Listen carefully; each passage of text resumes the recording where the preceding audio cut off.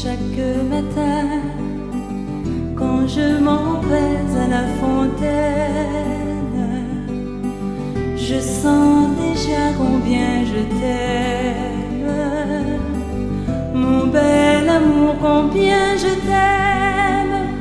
Je ralentis mes pas, passant devant chez toi, et je glisse mes yeux vers ta porte entrouverte pour te voir même un peu.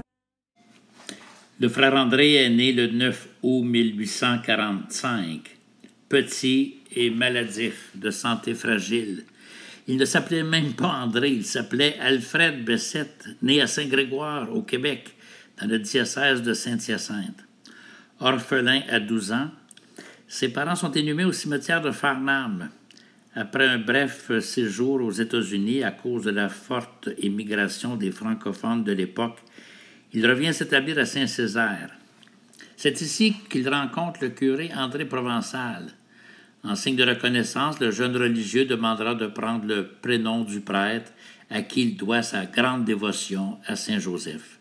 Son curé remarquera sa piété et son ascétisme.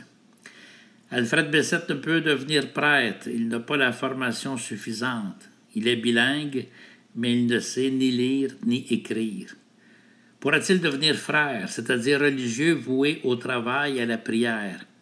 Dans sa lettre de recommandation à la congrégation de Sainte-Croix, le curé provençal déclara « Je vous envoie un saint ».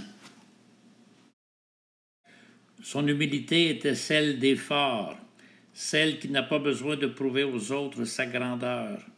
Son humilité fut marquée par l'effacement de soi.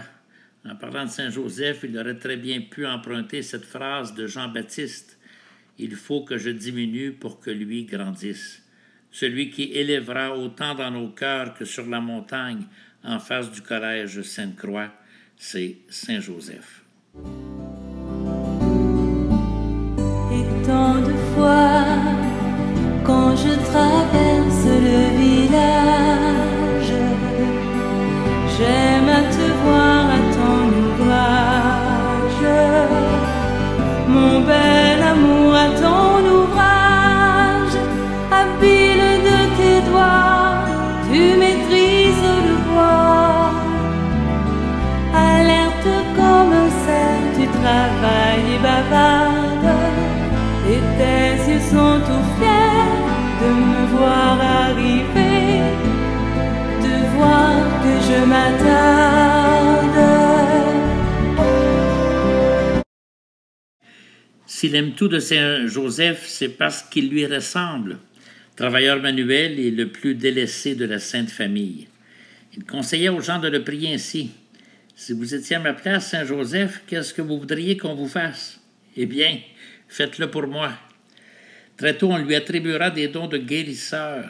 La nouvelle se répandit très rapidement. À ses propres yeux, ce n'est pas lui qui guérit, c'est Saint-Joseph.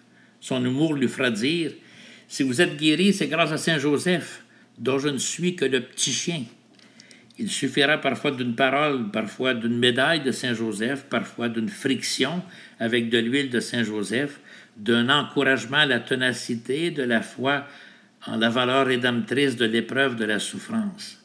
Ce rituel de l'huile fera au frère André une réputation de vieux frotteux ou de vieux graisseux. Mais par ce simple rituel, nous entrons dans l'univers spirituel du frère André. Une foi naïve et profonde, en un Dieu qui intervient sur la terre et qui prend soin des siens. Permettez-moi cette anecdote. Le médecin du collège déteste le frère André et le dénonce. Mais, comme juste retour des choses, un jour, la femme du médecin est malade. Si malade d'une maladie que les médecins ne comprennent pas, assez que l'on craint pour sa vie. Le frère André la guérit et le médecin hostile est confondu. En parlant des médecins, il disait « Je ne dis pas qu'il n'y a rien de bon dans leur science, mais je ne pourrais jamais dire non plus qu'il n'y a rien de bon dans ma foi. »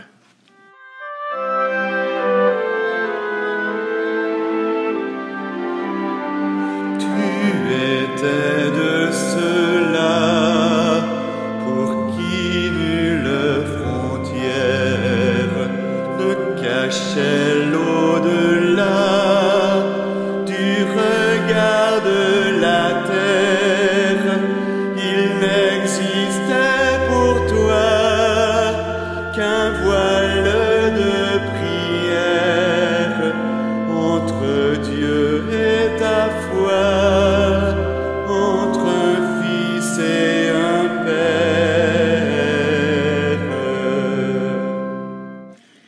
Mais que dire de son travail de portier? Il aimait dire avec humour: « Lorsque je suis entré dans la congrégation de Sainte-Croix, on m'a mis à la porte, et j'y suis resté 40 ans. » On aurait besoin d'auteurs spirituels pour développer cette spiritualité de la porte, car c'est derrière cette porte que le frère André a pensé sa vie sous le registre de la prière et du service aux malades. Voici que je me tiens à la porte et je frappe. Si quelqu'un entend ma voix et ouvre la porte, j'entrerai chez lui pour souper, moi près de lui et lui près de moi. Il a toujours accueilli ou visité chaque malade comme le Christ en personne. Jusqu'à 1936, à son bureau de l'Oratoire, il recevra des milliers de personnes en quête de guérison, de réconfort, d'espérance. À sa mort, le 6 janvier 1937, à l'âge de 91 ans, 1 million de personnes défilent devant le cercueil du frère André. C'est le petit peuple qui a fait de lui un saint. Il sera canonisé à Rome par Benoît XVI en 2010, devenant ainsi le premier homme né au Canada à recevoir une telle grâce. L'Église ne canonise jamais quelqu'un uniquement pour ce qu'il a été ou a vécu autrefois. Elle le canonise aussi pour ce qu'il a à dire et à montrer aux hommes et aux femmes d'aujourd'hui. Qu'a donc à nous dire, à nous montrer le frère André? Il laisse à Montréal et à notre pays une place de choix à Saint-Joseph. C'est lui, Saint-Joseph, le héros de l'Oratoire. Et il nous propose de nous tourner vers Saint-Joseph, son ami. La prière à Saint-Joseph demeurera son secret d'une vie vécue et donnée avec confiance et courage. Il laisse aussi une montagne, un site merveilleux et l'Oratoire, une architecture imposante. Désormais, cette montagne sera habitée par son peuple et cette foule de croyants et malcroyants, croyants de toute religion. Au fronton de la crypte, on écrira « Ici le portier a construit une maison pour le charpentier ». Durant sa vie, il a ouvert de nombreuses portes, mais celle qui nous invite à franchir débouche sur ce dynamisme intérieur qu'on appelle l'espérance. Sur nos vies, Dieu n'a pas encore dit son dernier mot. Il nous laisse enfin son cœur. À l'Oratoire Saint-Joseph de Montréal, on a exposé le cœur du frère André, c'est-à-dire son amour préférentiel pour les démunis et les malades. Il nous laisse enfin un lieu de pèlerinage où les pèlerins peuvent s'entretenir avec Saint-Joseph ou le frère André avec la familiarité que l'on réserve aux êtres proches.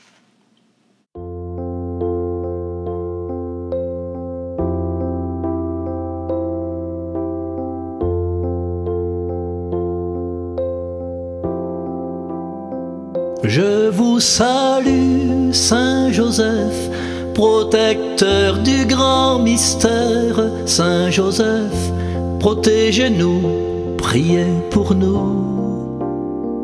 Je vous salue, Saint Joseph, vrai gardien de la lumière. Saint Joseph, protégez-nous, priez pour nous.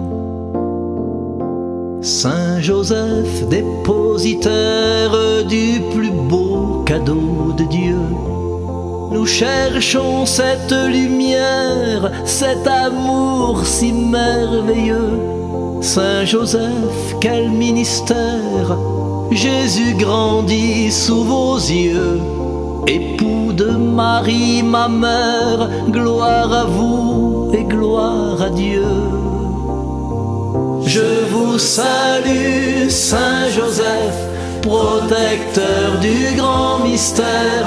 Saint Joseph, protégez-nous, priez pour nous. Je vous salue, Saint Joseph, vrai gardien de la lumière. Saint Joseph, protégez-nous, priez pour nous. Saint Joseph, sur cette terre, nous cherchons le plus précieux. Vous me montrerez, j'espère, le chemin de notre Dieu. Saint Joseph, quel grand mystère, quel immense don précieux, la joie de l'Esprit du Père Jésus homme, à la fois Dieu. Je vous salue, Saint Joseph, protecteur du grand mystère. Saint Joseph, protégez-nous, priez pour nous. Je vous salue, Saint Joseph, vrai gardien de la lumière. Saint Joseph, protégez-nous, priez pour nous.